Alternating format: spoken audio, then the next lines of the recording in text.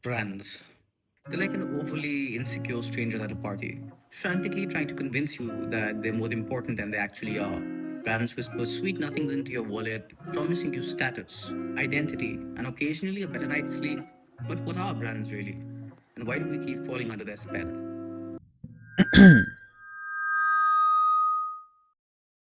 Louis Vuitton, Toyota, Apple, Philips, Rolex. At first glance, these brands have nothing in common. What they do have in common is the fact that they're all brands.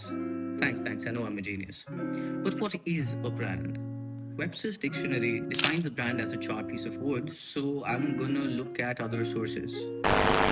Dictionary.com defines it a little bit better. It's the kind or grade or make of a product or service, as indicated by a stamp or trademark or so on and so forth. In human terminology, it's a seal, a signature, a mark of trust upon an entity.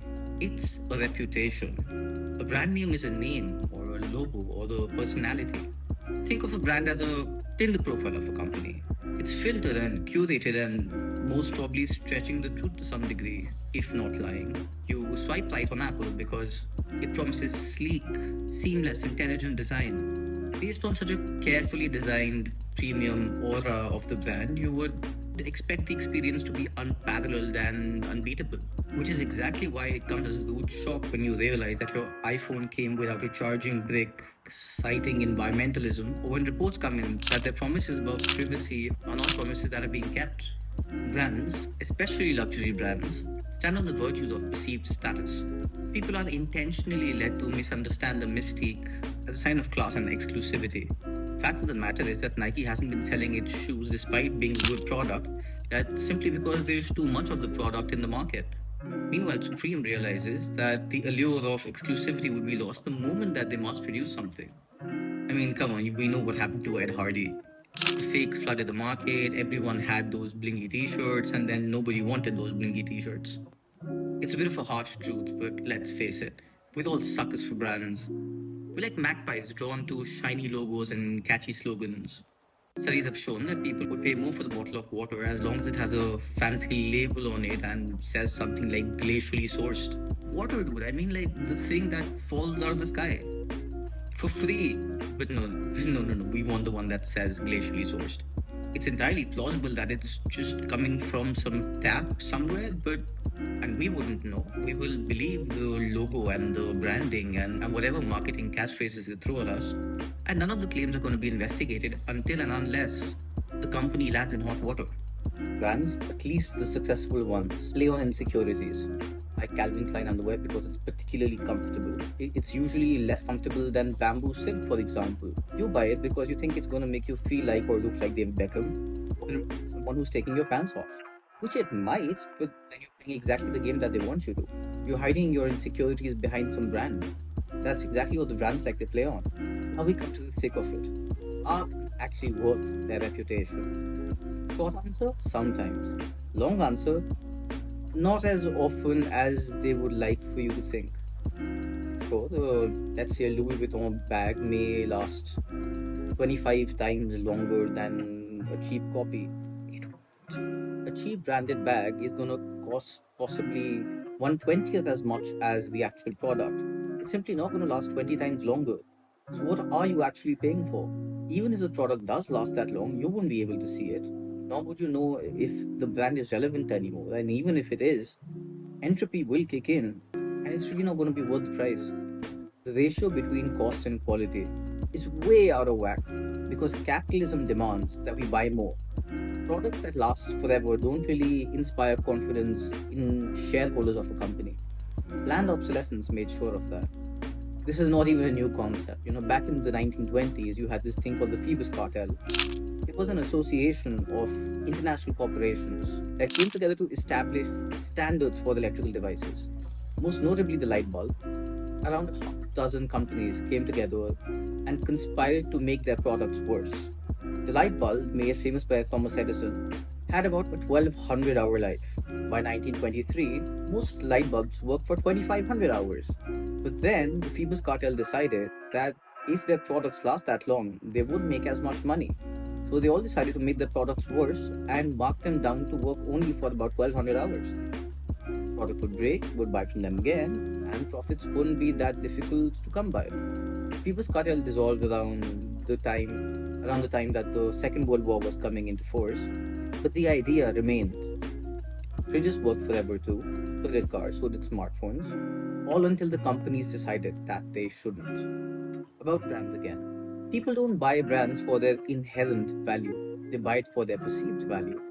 They buy it for what the brand represents, which is odd because it's a representation of an idea of the brand and not the person who's actually buying the brand. Either way, that bag with the LV logo, for example, it's not exactly an LV bag. I mean, some Chinese kid made it in a sweatshop, most probably. But the bag says, I've arrived. Arrived where? I don't know. Do they? Possibly a kitty party where nobody wants to listen to what the other person is saying and wants to stretch tales about how much better they are than the other people in the said kitty party. The flip side, you have non-luxury brands, which tend to adhere to their reputation more than others, usually without falling into this dirty world of capitalistic misdemeanor. Toyota, for example, it's been respected as a car maker since 1936 and a loom maker since 1926. It's built its name for delivering reliable, just conscientiously engineered, dependable, no nonsense products at reasonably justifiable price points since forever. Yes, it has gone up market since its very humble origins, and they have had their ups and downs. But the overall experience throughout the history of the brand has been that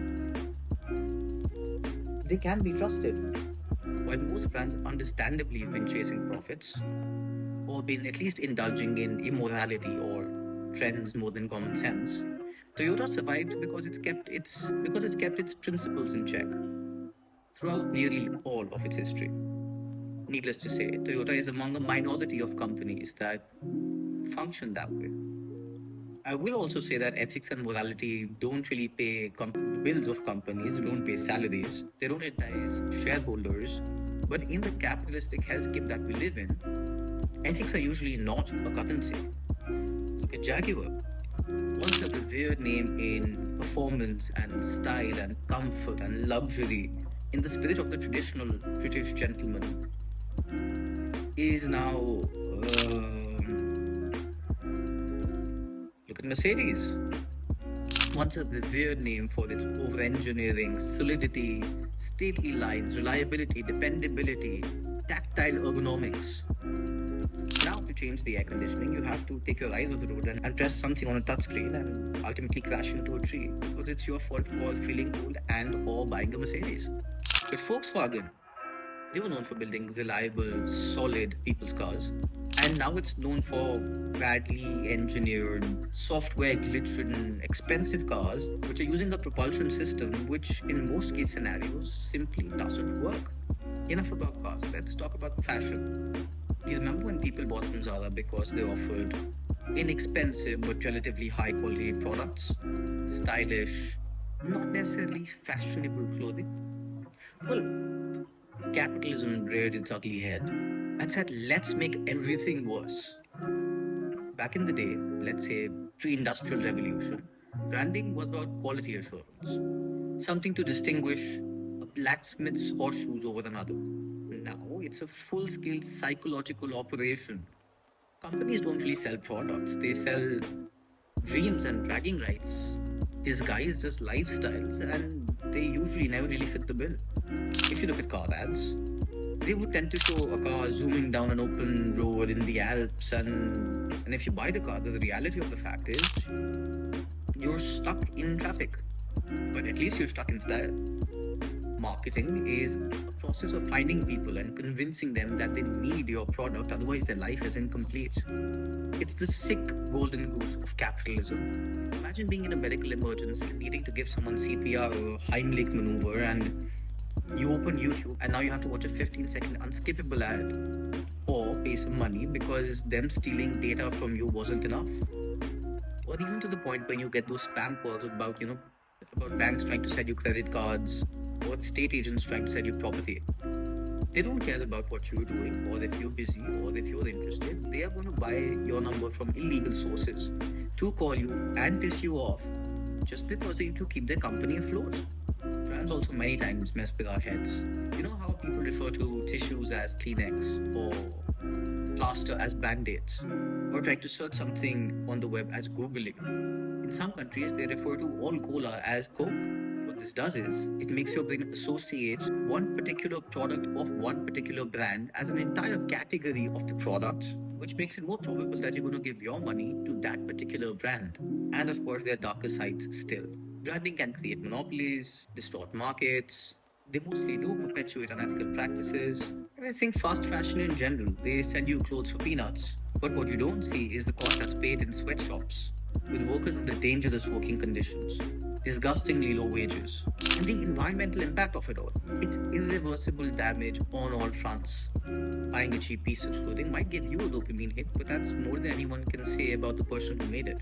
Meanwhile, CEOs are paid as much as they are so that they don't shoot themselves, while shareholders say more. And we haven't even started talking about how every single guy on the planet has microplastics in their testicles. There's poison in our air, in our soil, in our water, and that's not even just a Delhi thing. It's there to some degree practically everywhere.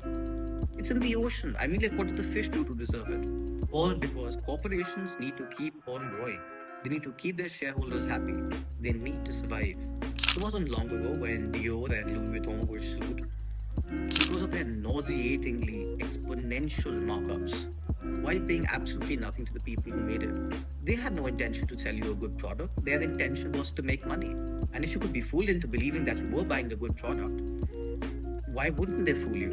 They were just selling you the opportunity of telling people that you're better than them. You bought the product, and the overlords pissed themselves laughing at you. One question is, can we resist branding? Technically, yes. Practically, not so much.